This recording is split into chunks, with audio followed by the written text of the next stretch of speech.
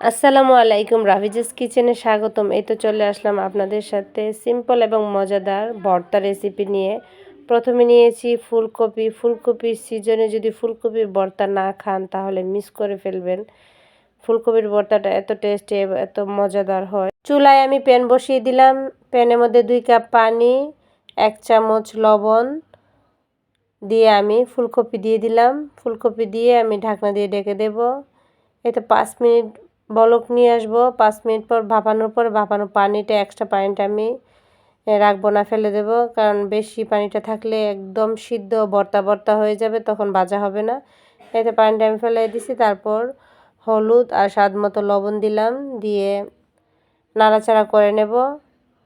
দিয়ে দিলাম সরিষার তেল, একদম খাঁটি সরিষার তেলটা দিলে অনেকটা ভালো হয়। এই তো নাড়াচাড়া করে নিচ্ছি। নাড়াচাড়া হয়ে গেলে তারপর আবার আমি ঢাকনা দিয়ে ঢেকে দেব। এই ফুলকপির সিজনে ফুলকপির ভর্তা অবশ্যই ট্রাই করবেন। আনসিজনের ফুলকপির ভর্তাটা এতটা ভালো হয় না, কিন্তু ফুলকপির সিজনে ফুলকপির ভর্তাটা অনেকটা ভালো হয়। তারপর ঢাকনা দিয়ে ঢেকে 2-3 মিনিট আমি ঢেকেছিলাম একদম মিডিয়াম আছে। তারপর আবার নাড়াচাড়া করে নিচ্ছি যাতে পুড়ে না যায়, এই খেয়ালটা রাখতে হবে। ঢেকেও দিতে হবে, আবার ঢাকনা তুলে নিতে হবে, এরকমভাবে খেয়াল করে একদম ভাজা ভাজা করে নিতে হবে। আপনারা চাইলে মোটামুটি ভাজা করে নিতে পারেন। অনেকে সিদ্ধ ফুলকপির ভর্তাও খায়, কিন্তু আমি একটু ভাজা ভাজা করে নিচ্ছি, যেহেতু সরিষার তেল দেবো একটু ভাজা ভাজা করে নেব। তারপর এভাবে আমি ভাজা ভাজা করে নেব। এখন আর আমি ঢাকনা দিয়ে ঢাকবো না, এভাবে রেখে আমি ভাজা ভাজা করব। যেহেতু সিদ্ধ হয়ে গেছে সেহেতু আর ঢাকনা দিয়ে ঢাকার দরকার নাই। তারপরে এই তো নাড়াচাড়ার মধ্যে আমি মোটামুটি ভাজা ভাজা করে নিয়েছি। এখন উঠিয়ে নেব। উঠিয়ে আমি চুলার মধ্যে একটা কড়াই বসিয়ে দেব। তার মধ্যে দিয়ে দেব সরিষার তেল, কয়েকটা শুকনো মরিচ। আপনি আপনার পরিমাণ মতো জালটা করে নিতে পারেন।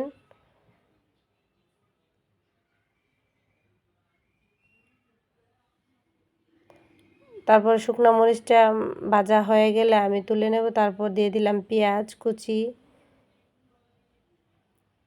পেঁয়াজ কুচিটারে এতটাও ভাজা ভাজা করব না, আমি শুধু মিডিয়াম ভাজা ভাজা করে নেব। এই তো ভাজা ভাজা হয়ে গেছে। তারপর আমি এখন উঠে নেব। তারপর দিয়ে দিলাম ধনেপাতা। শুকনো মরিচের মধ্যে অল্প করে আমি লবণ দিয়েছি, যেহেতু লবণটা 2 বার দেওয়া হয়েছে, সেই ব্যালেন্স ঠিক রেখে আমি লবণটা দিলাম।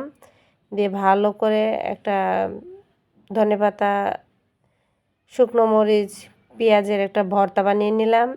এটা দিয়ে আপনি 1 প্লেট ভাত খেয়ে ফেলতে পারবেন। তারপর দিয়ে দিলাম ফুলকপি, ভাজা ফুলকপি দিয়ে হাতে একদম ভেঙে নেব যতটুকু সম্ভব হাতে ভাঙা যায়। আমি এতটাও মিহিন করব না, মোটামুটি থেতো টাইপের করেই রাখবো। তো এই তো হয়ে গেল মজাদার ভর্তা। অবশ্যই ভালো লাগলে আপনারা এই রেসিপিটা ট্রাই করবেন। আশা করি এই ভর্তা রেসিপিটা আপনাদের কাছে ভালো লাগবে। ভালো লেগে থাকলে অবশ্যই ভিডিওটায় লাইক, কমেন্ট এবং শেয়ার করবেন। সবাই ভালো থাকবেন। আল্লাহ হাফেজ।